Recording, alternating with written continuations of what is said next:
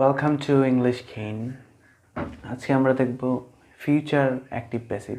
যেমন ফিউচারে বলি না, he will go, he will write the letter, সে চিঠিটা লিখবে।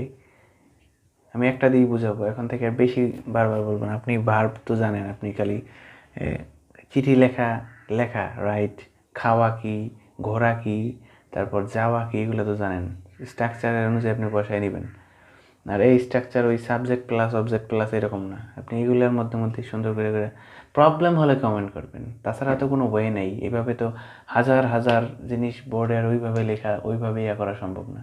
এনিওয়ে, আজকে আপনার হচ্ছে কততম, আজকে আপনার এটা হবে 20তম, আই থিঙ্ক 20তম হওয়ার কথা। যাই হোক, বা এদিক ওদিক হইতে পারে। He will write the letter. He will write the letter. সে চিঠিটা লিখবে। I will write the letter. আমি চিঠিটা লিখব। ঠিক আছে? তো আপনার the letter will be written. চিঠিটা লেখা হয়ে থাকবে। By me. By him. The letter will be written by him. চিঠিটা তার দ্বারা লেখা হয়ে থাকবে। ঠিক আছে? আর বা the book will be written by him, বইটা তার দ্বারা লেখা হয়ে থাকবে, ভবিষ্যতে লেখা হয়ে থাকবে আর কি। আরেকটা হয়েছে ভবিষ্যতে হইতে থাকবে, সেটা আছে না।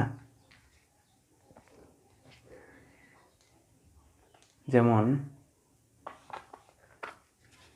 বাংলা মুছে দিই, এখন মুখে বলে দিব।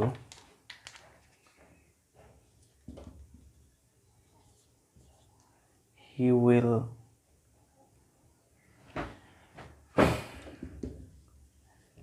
will be writing the letter. He will be writing the letter. সে চিঠিটা লিখতে থাকবে। He will be writing the letter. He will be writing the letter. সে চিঠিটা লিখতে থাকবে। আর the letter will be কি হবে বলেন তো দেখি? being. will be being. চিন্তা করার জন্য একটু সময় বা আপনি ভিডিওটা পজ করবেন, আমি সময় না দিলেও ভিডিও যাতে বড় না হয়। The letter will be being written by him. চিঠিটা লেখা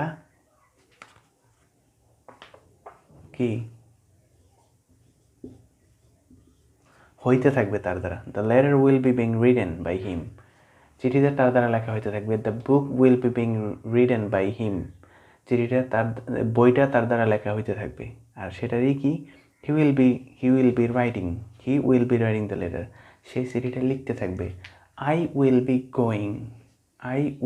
going there. আমি সেখানে যাইতে থাকবো, তুমি তখন আসবা। You will come, I will be going there. You will come there, I will be going there. I will be going there. আমি সেখানে যাইতে থাকবো, তুমি আসবে, আমি সেখানে যাইতে থাকবো। এই টাইপের বিষয় আর কি, ভবিষ্যতে। না বুঝলে কমেন্ট করবেন। ওকে, আই থিঙ্ক এটুকু ক্লিয়ার হওয়া উচিত। মানে এর চেয়ে ক্লিয়ার আর কী হতে পারে। তারপর এক একজনের বোঝার ব্রেন থাকে এক এক রকম, যে কেউ অন্যভাবে বুঝে যে এটা এইভাবে কেমনে হলে প্রশ্ন করবেন, কমেন্টস করবেন। এটা হচ্ছে অ্যাক্টিভ, এটা হচ্ছে প্যাসিভ। ঠিক আছে? এটা কিন্তু দেখালাম আপনার কন্টিনিউয়াসটা এখন বর্তমানে। আর ফার্স্টে যখন বিং ছিল না, তখন কি ছিল?